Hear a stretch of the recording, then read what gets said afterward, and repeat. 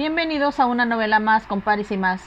En esta ocasión leeremos la novela Como un ángel de Bárbara Cartland. Espero que la disfruten. Capítulo 1, 1904. ¡Teresa! ¡Teresa! La emocionada voz retumbó en la casita y Teresa dejó a un lado a toda prisa el vestido que estaba cosiendo para correr a lo alto de la escalera.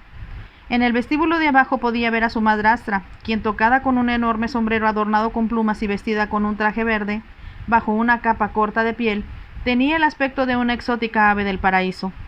Con el rostro vuelto hacia lo alto de la escalera, exclamaba casi sin aliento: «¡Oh, Teresa, lo logré, lo logré! ¡Baja! Tengo que contártelo todo». Sin contestar, Teresa bajó corriendo la escalera y siguió a su madrastra hacia el pequeño salón del frente. Lady Rothley se quitó la capa y la arrojó a una silla, y luego, uniendo las manos, agregó: «Me ha invitado, de veras me ha invitado a ir al sur de Francia y a hospedarme a su castillo». Teresa lanzó una pequeña exclamación de felicidad. «¡Oh, Belle-Mère! ¡Qué emocionante! El duque ha sucumbido por fin a tus encantos. Yo sabía que eso sucedería». «Pues yo lo dudaba mucho», confesó Lady Rothley con franqueza. Se quitó el sombrero de terciopelo al decir esto y se contempló en el espejo de la chimenea. Examinó su cabello dorado rojizo que rodeaba una cara muy hermosa.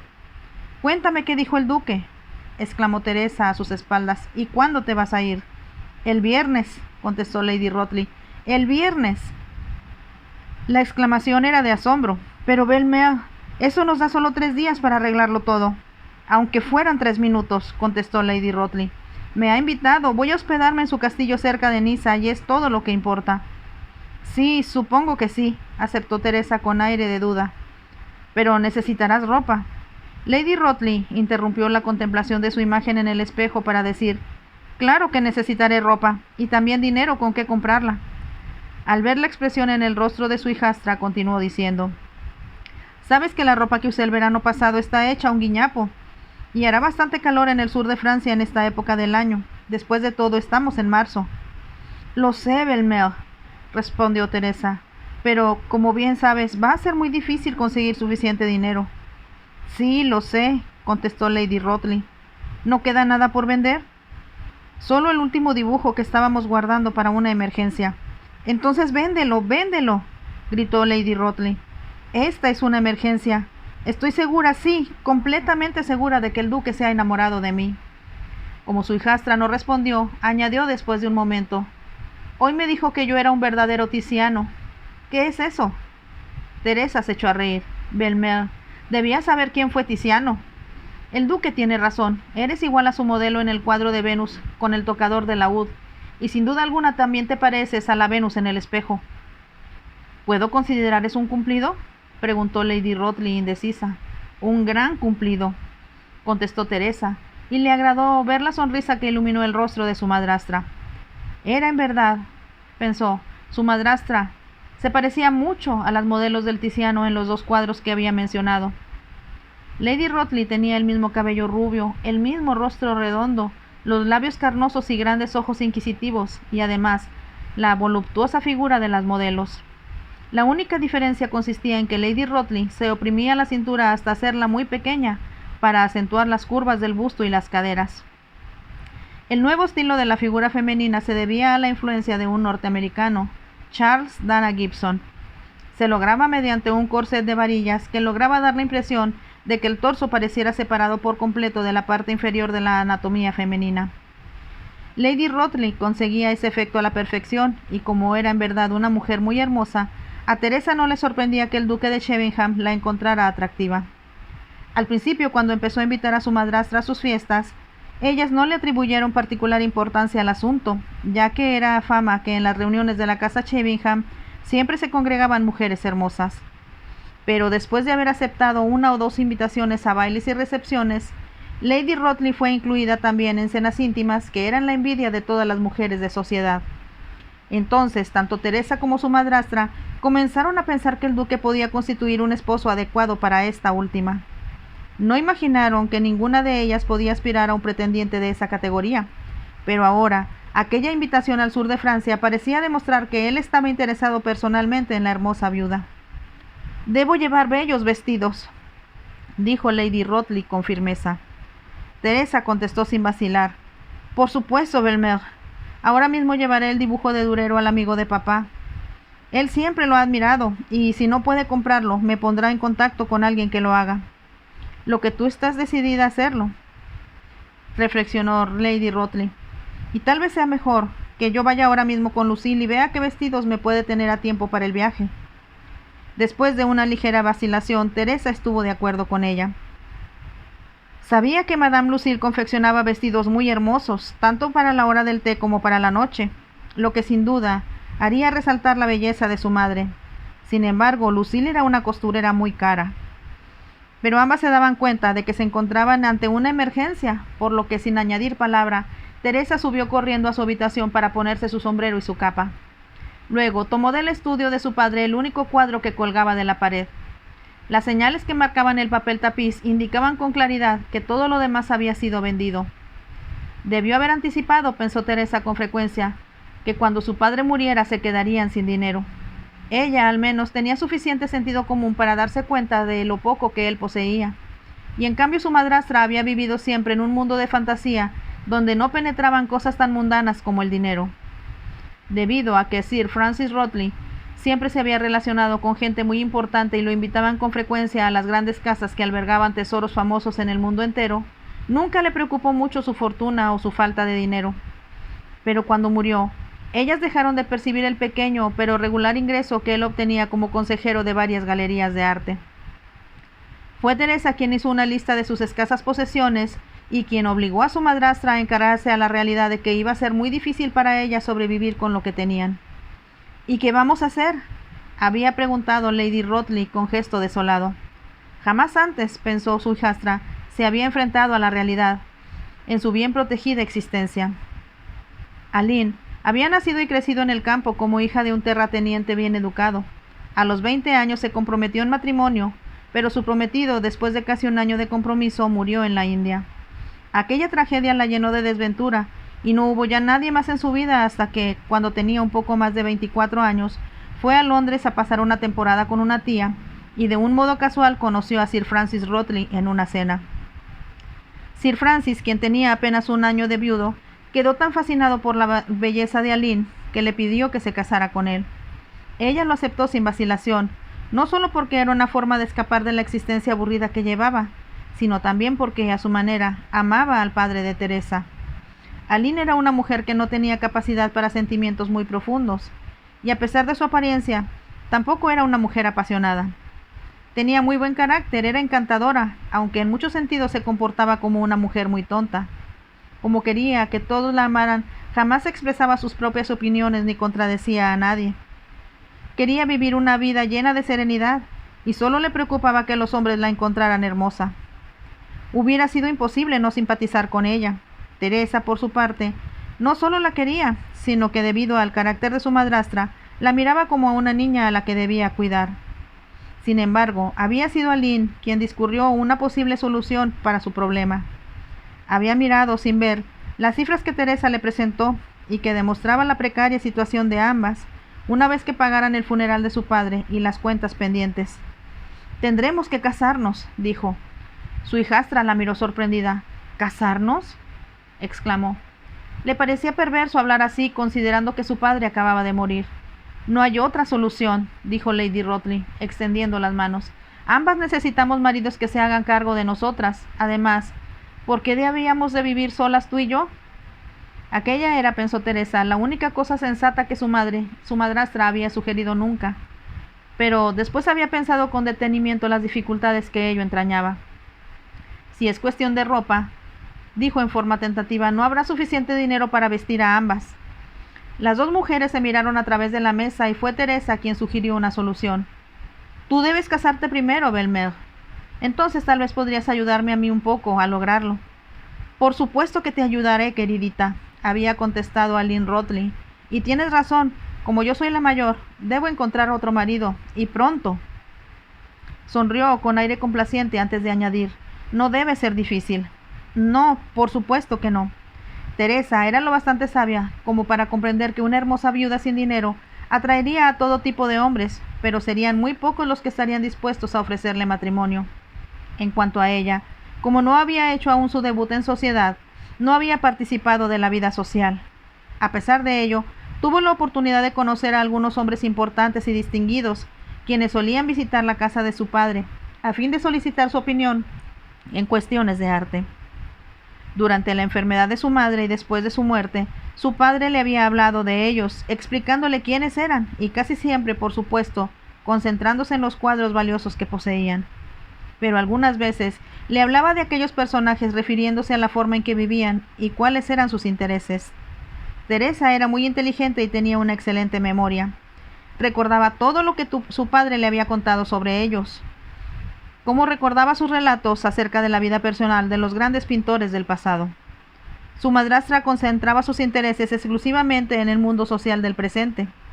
Sabía a qué nueva belleza pretendía el rey y qué galán había puesto su corazón a los pies de la hermosa duquesa de Rutland, y quién estaba enamorado en esos momentos de la bella Lady Curzon. Era un mundo fascinante de lujo y elegancia, pero para Teresa era tan irreal como esas burbujas de cristal que uno podía comprar con una escena de nieve dentro. Sin embargo, como tenía mucho sentido común y era una chica muy práctica, planeó el casamiento de su madrastra como si se tratara de una obra teatral, en la que ella era productora y directora. Fue ella quien se encargó de que Alain Rotley estuviera en el sitio correcto y en el momento correcto, a fin de que estuviera disponible para recibir las invitaciones que tanto precisaba. Comenzó a vérsele en las carreras de caballos importantes y en todos los sitios públicos a donde acudían los miembros de la alta sociedad, siempre linda y bien vestida y extraordinariamente atractiva, sonrientes labios y brillantes los bellos ojos azules. Tan estricta como cualquier madre ambiciosa, Teresa analizaba a los hombres que empezaban a perseguir a su madrastra, y se daba cuenta en el acto cuando abrigaban intenciones diferentes de las que ella y Lady Rotley pretendían. Anoche conocí al hombre más encantador que te puedas imaginar, había dicho Lady Rotley 2 días antes, cuando Teresa le llevó el desayuno a la cama. No se apartó un momento de mi lado. Cuando besó mi mano al despedirse, mi corazón se estremeció. ¿De veras, Teresa? ¿Cómo se llama?, preguntó Teresa. Lord Lemsford. ¿Sabes algo de él? No estoy segura. Consultaré la guía de Debrett para ver de quién se trata. Había puesto la bandeja del desayuno junto a su madrastra, y Lady Rotley se sentó, con visible entusiasmo, para servirse el café y levantar la cubierta del plato. «Oh, Teresa, ¿solo un huevo?», exclamó con aire de reproche. «Sabes bien, Belmer, que he tenido que ensanchar tus vestidos casi 1 pulgada», contestó Teresa. «Pero tengo hambre», dijo Lady Rotley con aire quejumbroso. «Siempre tengo hambre». «Comes demasiado en las reuniones a las que asistes», dijo Teresa con firmeza. «Debes ponerte un poco a dieta cuando estás en casa. Además, ello resulta más económico». Lady Rotley no contestó. Estaba comiendo con lentitud el huevo, proponiéndose cubrir las 2 piezas de pan tostado que Teresa le permitía comer con gruesas capas de mantequilla y 2 cucharadas de mermelada. Le gustaba comer y, sin embargo, quería conservar su pequeña cintura, ya que sabía muy bien que era uno de sus grandes atractivos. Pero era difícil, muy difícil, cuando todo sabía tan delicioso, pues la comida que servían en las reuniones a las que asistía era extraordinaria. Ninguna de las anfitrionas eduardianas se dejaba superar por las demás en lo que a hospitalidad se refería. Pasaron unos minutos antes que Teresa volviera del estudio de su padre, donde guardaban todos los libros de referencia.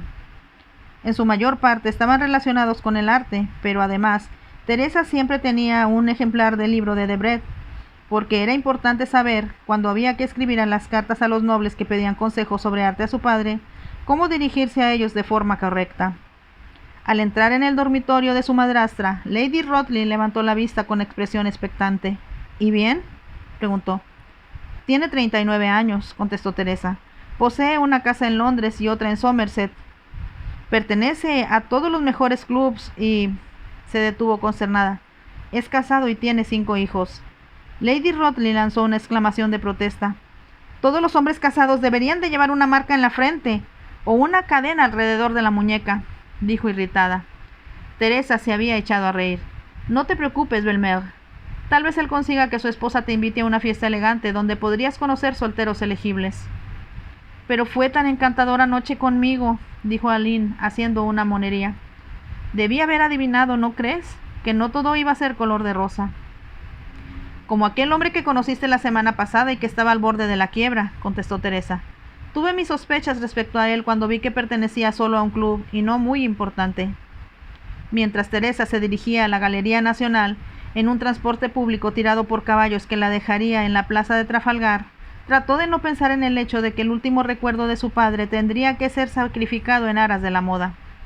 Había estado conservando el dibujo de Durero porque le gustaba mucho y también porque, como había dicho cuando tuvo que vender otro cuadro de aquel pintor, debemos tener algo en reserva para una emergencia. Pensaba, al decir eso, en que ella o su madrastra podían enfermar, el techo podía empezar a gotear, o lo que sería todavía un desastre mayor, que Agnes quisiera retirarse. Nunca podrían adquirir una sirvienta tan buena y tan barata como ella, y Teresa lo sabía demasiado bien. Además, como Agnes había estado con su madre hasta que ella murió, Teresa le tenía especial afecto a la anciana y no podía imaginarse la casita de la calle Curzon sin ella. Pero Agnes tenía 77 años y no estaba lejano el día en que ya no podía realizar las tareas de tener limpias las habitaciones y preparar sus frugales comidas. Teresa cocinaba siempre que se requería de algo especial, pero tenía tanto que hacer por su madrastra que le quedaba muy poco tiempo para otras cosas. Aunque casi todos los vestidos de Lady Rothley, desde que abandonó el luto, habían sido comprados a las costureras, era Teresa quien adornaba sus hermosos sombreros en una forma mucho más económica de lo que habría significado adquirir unos en una tienda. Y era Teresa también quien planchaba, zurcía y lavaba, y quien conseguía que un vestido viejo se viera como uno nuevo, gracias al uso inteligente de nuevas cintas, volantes o flores. Cuando regresó a casa eran más de las 6, y comprendió que las tiendas debían haber cerrado ya. Por lo tanto, no le sorprendió encontrar a su madrastra acostada en el sofá del primer piso.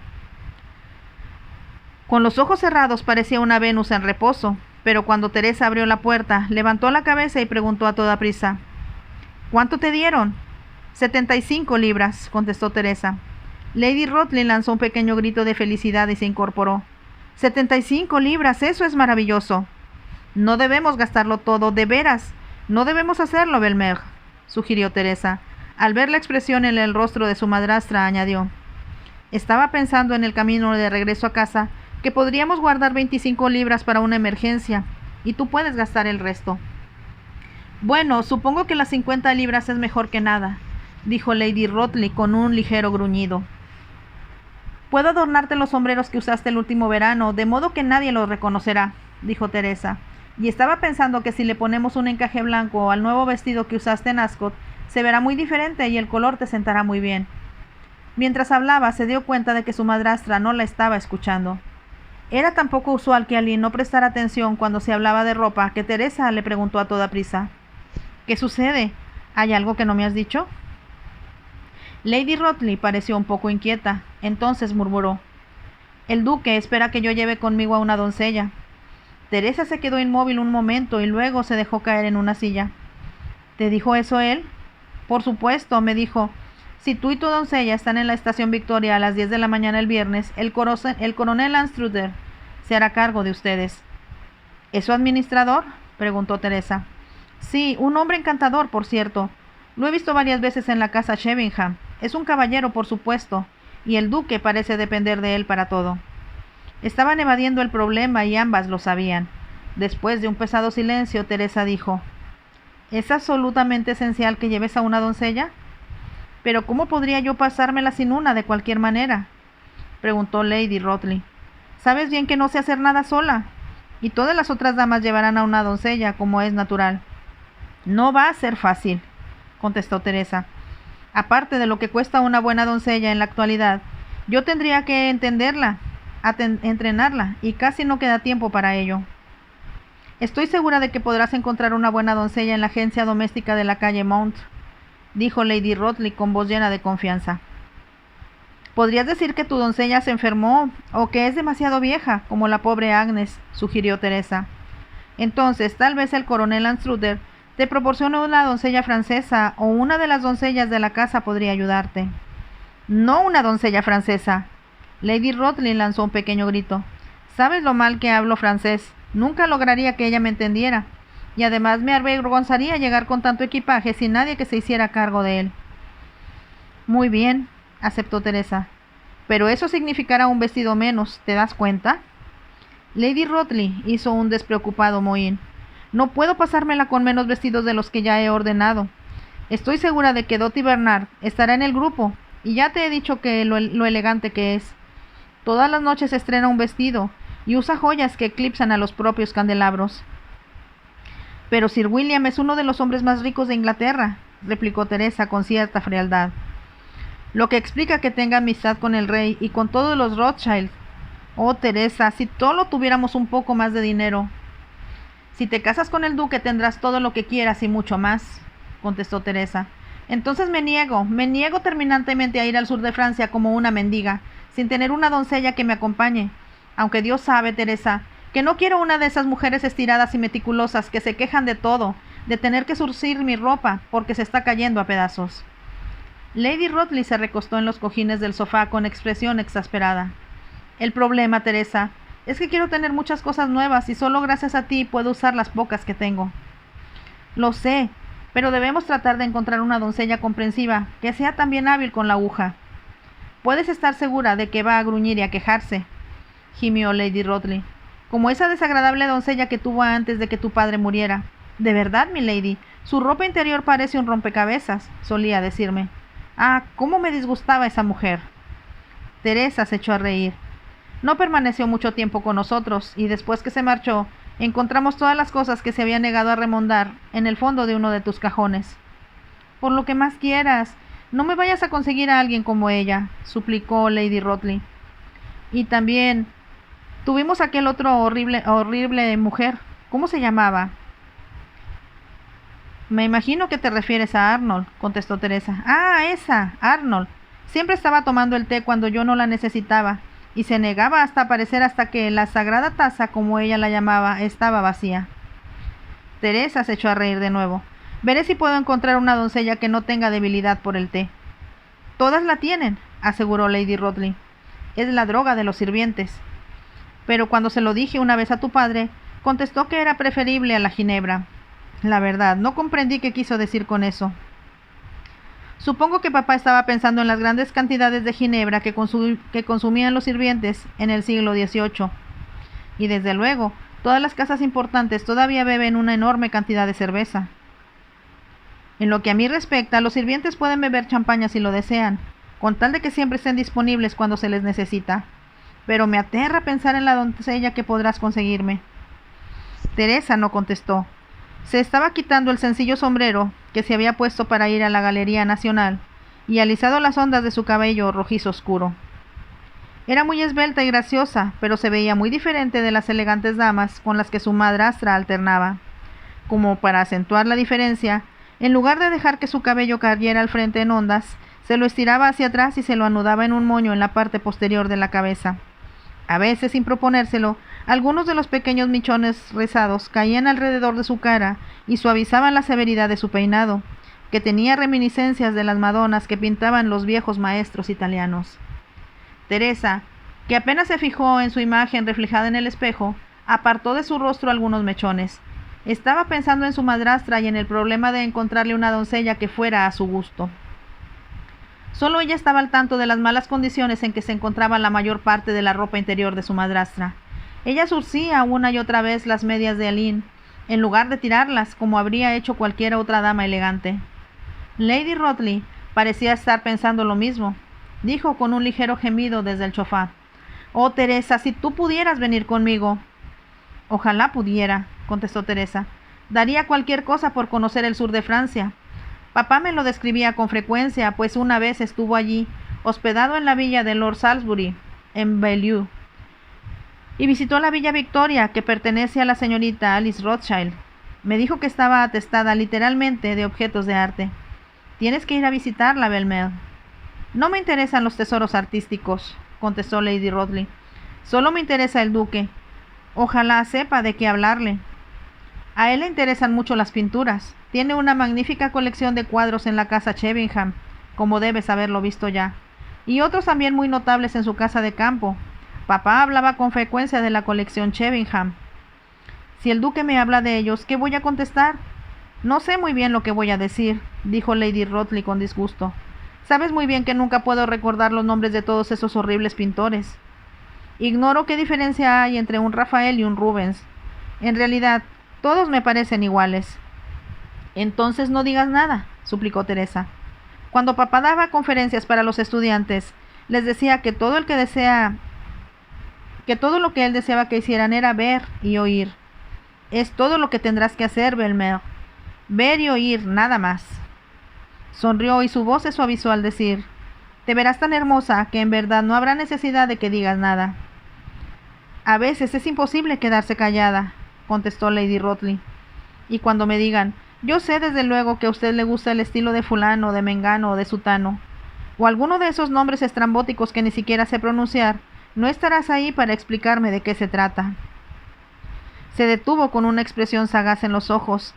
Teresa, ¿por qué no vienes conmigo? ¿Qué quieres decir? Quiero decir, ¿quién va a saberlo? ¿Quién podría darse cuenta? Nadie te ha visto nunca. No has estado en ninguna parte y significaría tanto para mí tenerte conmigo para cuidarme y ayudarme. Teresa se quedó inmóvil, entonces murmuró: ¿estás sugiriendo, Belmer, que vaya contigo como tu doncella personal? ¿Por qué no? Estoy segura de que las doncellas deben estar bien atendidas en esos lugares. Yo sé que alguien como Arnold diría que sí si no fuera así. Teresa no contestó, y después de un momento Lady Rothley añadió: oh, Teresa, por favor, debes comprender que es la única solución. Puedes cuidar de mi ropa, enseñarme cuáles son los mejores cuadros, aunque yo nunca entenderé por qué la gente quiere esas pinturas colgadas en las paredes, ni mucho menos por qué les da tanta importancia. ¿Y si el duque descubriera que soy la hija de papá?, dijo Teresa con lentitud. ¿No le parecería muy extraño? ¿Cómo puede descubrirlo? Desde luego, no viajarás con tu propio nombre, y creo que él ni siquiera se imagina que tu padre tenía una hija, pues jamás lo ha mencionado. Teresa se levantó para mirar a través de la ventana. Miró hacia el cielo gris y el patio modesto y sucio que había detrás de la sala. Había sido un mes de marzo muy frío, con fuertes vientos del norte, nevadas y granizadas. Aún no se reponía del frío que había sentido cuando regresaba de la Plaza Trafalgar. Solo la rápida caminata por la calle Curzon la había hecho entrar un poco en calor, pero aún así tenía los dedos aún entumecidos de frío. Se imaginó de pronto el mar azul, las flores que su padre le había descrito, las villas blancas y las olas estrellándose contra las piedras. Se volvió de inmediato a su madrastra. «Iré contigo, Belmer», dijo. «Será una aventura emocionante, pero tenemos que tener cuidado, mucho cuidado, para que no nos descubran». Cuando el coche de alquiler se acercó a la estación Victoria, Teresa se movió del asiento que ocupaba junto a su madrastra para centrarse frente a ella, de espaldas a los caballos. Al mirar a Lady Rothley, pensó que se había hecho muy buen trabajo con el traje de viaje que llevaba puesto.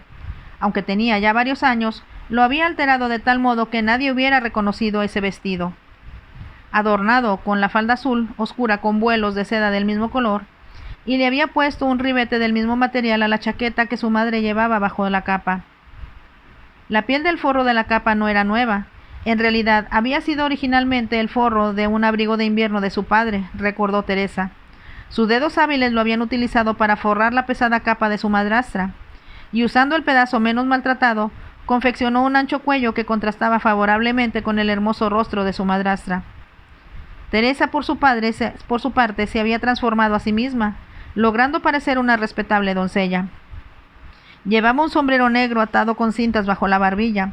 Su ropa de luto, que no había podido descartar del todo desde la muerte de su padre, le resultó muy útil.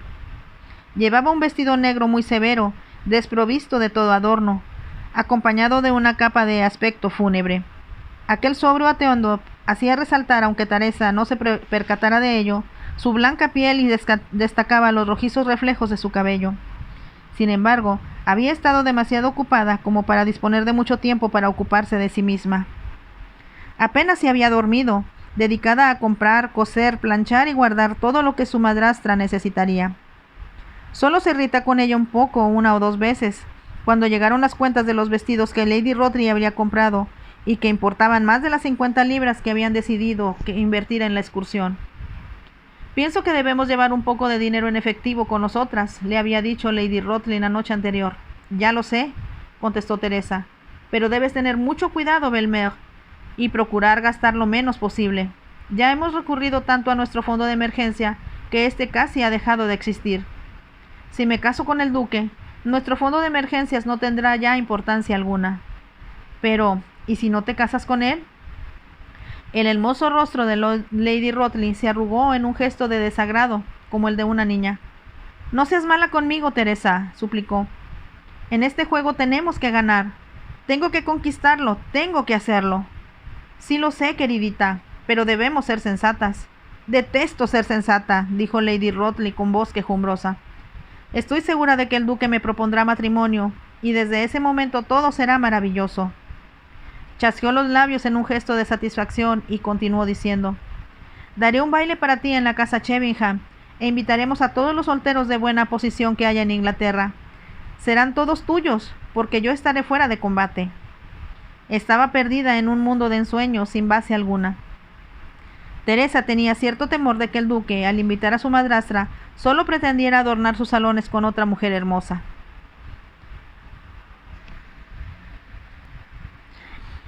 Era sabido que el duque de Chemmingham era un soltero tan codiciado como elusivo, y que había evadido a todas las madres con hijas casaderas desde que tenía 19 años. A los 30, no había razón para pensar que quisiera casarse con una viuda, por hermosa que fuera, que era, además, inferior a él en la escala social. Teresa tenía la incómoda sensación de que, cuando de casarse se trataba, los grandes aristócratas, como lo habían hecho en todas las épocas, seleccionaban una esposa adecuada entre sus iguales. Por lo tanto, no era mucho más probable que el duque de Chevington se casara con la hija de los duques de Northumberland, de Devonshire o de Richmond que con Elaine Rothley. Pero sabía que deprimiría a su madrastra si expresaba tales pensamientos, por lo que se los guardó para sí. El carruaje de alquiler, que no había avanzado muy velozmente hasta entonces, se movía ahora con desesperante lentitud a través del tráfico que rodeaba la estación Victoria. No te olvides, Belmer, que de ahora en adelante, aunque estemos a solas, debes llamarme siempre Riley, por si alguien nos oye. Por supuesto, trataré de recordarle, dijo Lady Rothley. Cuando menos empieza con la misma letra que tu verdadero apellido.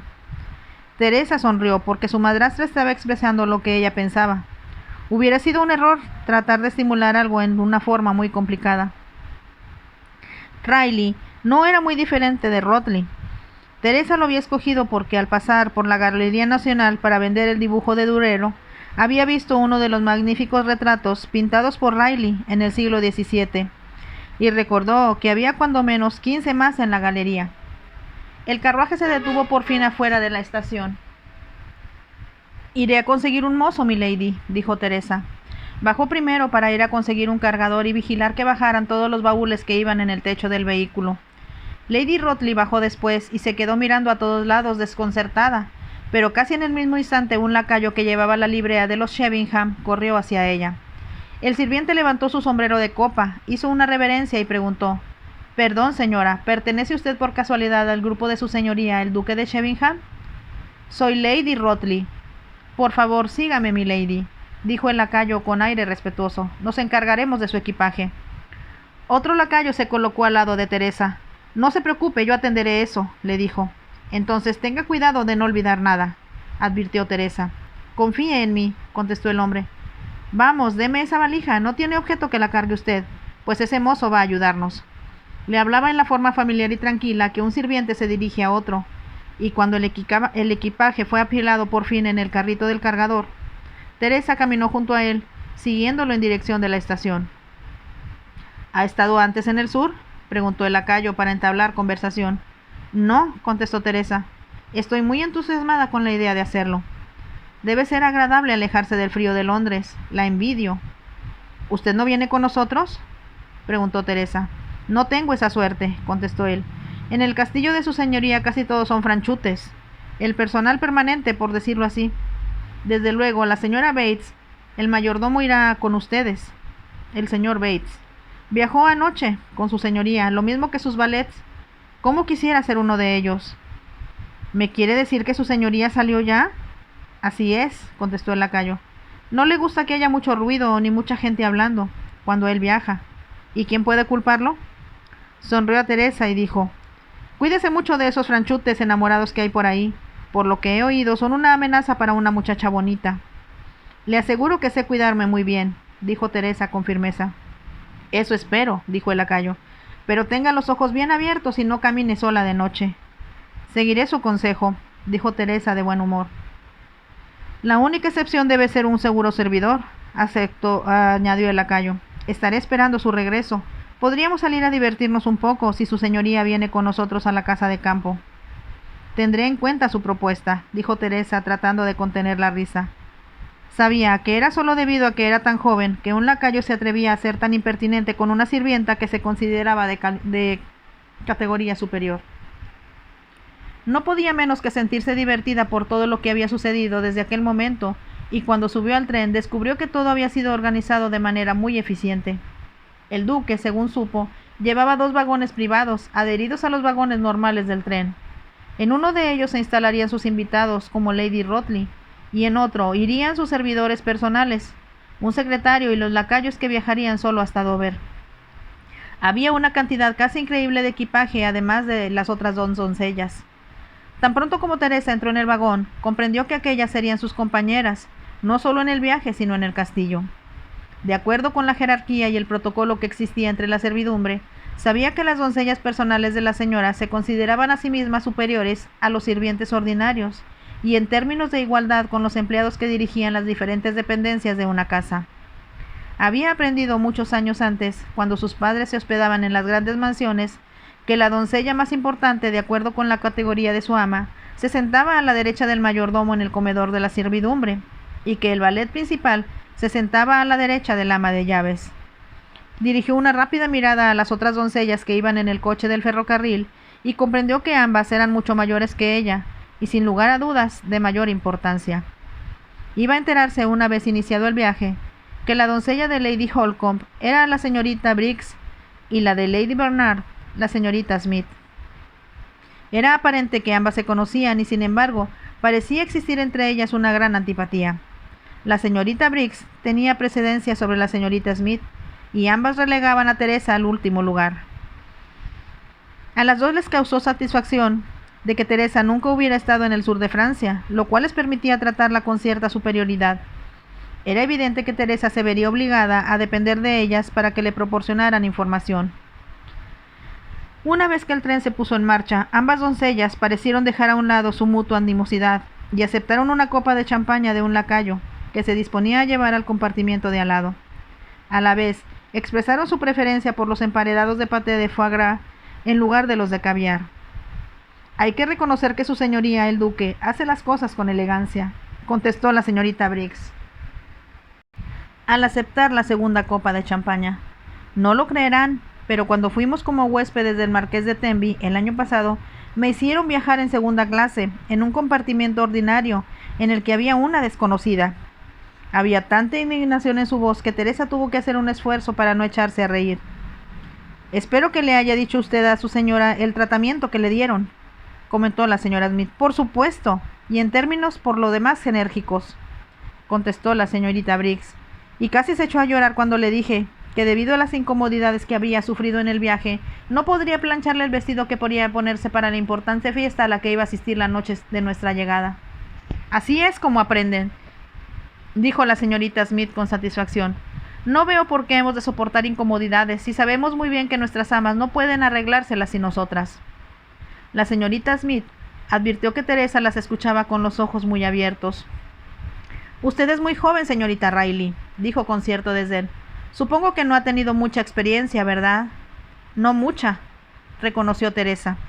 Bueno, déjeme darle un consejo, dijo la señorita Smith. Exija sus derechos y no permita que la pongan en un pie encima. Muchas de las señoras en estos tiempos piensan que cualquier cosa es buena para la servidumbre, pero en nuestra posición podemos hacerles comprender lo equivocadas que están. Claro que podemos, aceptó la señorita Briggs con una débil sonrisa. Pero no pasaremos incomodidades en el castillo Bellevue, donde vamos. El consuelo que le queda a una después de un viaje fastidioso como este. Nunca he estado en él antes, comentó la señorita Smith. Hay todos los lujos que es posible imaginar, dijo la señorita Briggs con satisfacción. Y permítame decirle, señorita Smith, que considero que esto se debe al hecho de que el duque no se ha casado. He descubierto que siempre hay más comodidades para una en la casa, donde no reina una entremetida y mandona ama. Estoy de acuerdo con usted, dijo la señorita Smith, pero es extraño que el duque nunca se haya casado, siendo tan apuesto. No, nadie ha logrado atrapar a su señoría, aunque han sobrado las mujeres que lo han intentado, créame. No me puede decir nada nuevo al respecto, comentó la señorita Briggs. En la fiesta del año pasado, 2 damas parecían decididas a conquistarlo. Jamás vi semejante descaro. Hasta el señor Bates, el mayordomo, se quedó atónito, comentando que aquello sobrepasaba todo lo permitido. Pero no lograron nada, ¿verdad? Por supuesto que no, contestó la señorita Briggs. Si me lo preguntan, yo diría que su señoría no tiene la menor intención de casarse. Está consagrado a su soltería y disfrutando de ella. ¿Y quién puede culparlo? Con su apostura y su dinero puede conseguir la mujer que quiera, sin molestarse en darle un anillo de bodas. Eso es verdad, reconoció la señorita Smith.